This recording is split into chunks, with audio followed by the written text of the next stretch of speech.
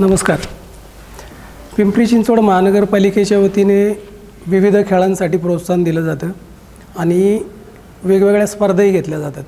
परंतु आपल्या शहरामध्ये अशी काही ठिकाणं होती की ज्या ठिकाणी समजा आमचा प्रभाग क्रमांक 18चा जर प्रभाग घेतला तर याच्यामध्ये व्यायामशाळा 5-6 होत्या, परंतु इतर कुठल्या स्पोर्ट्सला किंवा त्याच्यासाठी काही सोय नव्हती.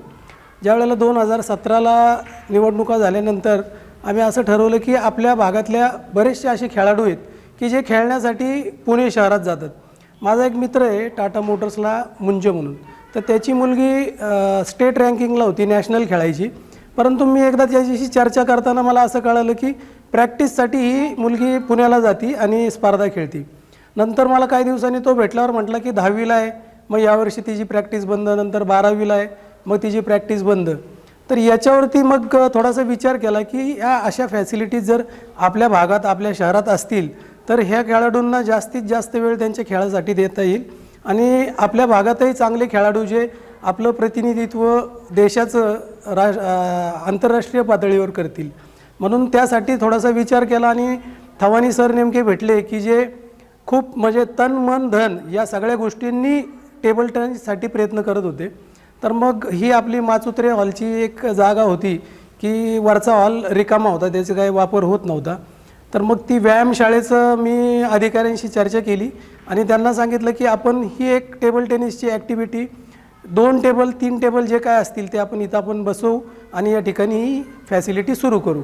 तर मग त्या पद्धतीने क्रीडा समितीमध्ये आम्ही त्याचा ठराव केला आणि ती सगळी प्रोसेस तयार करून नंतर या ठिकाणी हे सेंटर आम्ही सुरू केलं. तर ज्या वेळेला थवानी सरांना ही जबाबदारी दिली त्यावेळेलाच मी त्यांच्यावर दुसरी एक जबाबदारी टाकली होती की ज्या वेळेला हे सेंटर सुरू होईल तर या सेंटरमधनं पहिल्या 2 वर्षात किमान एक तरी खेळाडू राज्य पातळीवरती पोचला पाहिजे. परंतु जसं हे सेंटर सुरू झालं आणि 3-4 महिन्यामध्ये कोरोना आला, आता आपण या सगळ्यावरती मात करून पुढे जात आहोत. तर थवानी सरांबरोबरच आता आमचे छत्रपती अवॉर्ड विजेते रोहित सर, तर ते सुद्धा या ठिकाणी येऊन इथल्या आपल्या खेळाडूंना प्रशिक्षण देत आहेत. जी 2 वर्षापूर्वीची गोष्ट आपण ठरवली होती की राज्य पातळीवरती आपले खेळाडू जायला पाहिजेत, तर पुढच्या 2 वर्षात नक्कीच सर आहेत, दोघंही आहेत, थवानी सर आहेत, रोहित सर आहे आणि पेरेंट्ससुद्धा खूप डेडिकेटेडली त्यांचा वेळ काढून इथं मुलांना घेऊन येत आहेत आणि त्यांचा विश्वास आहे आपल्या या सगळ्या सिस्टीमवर.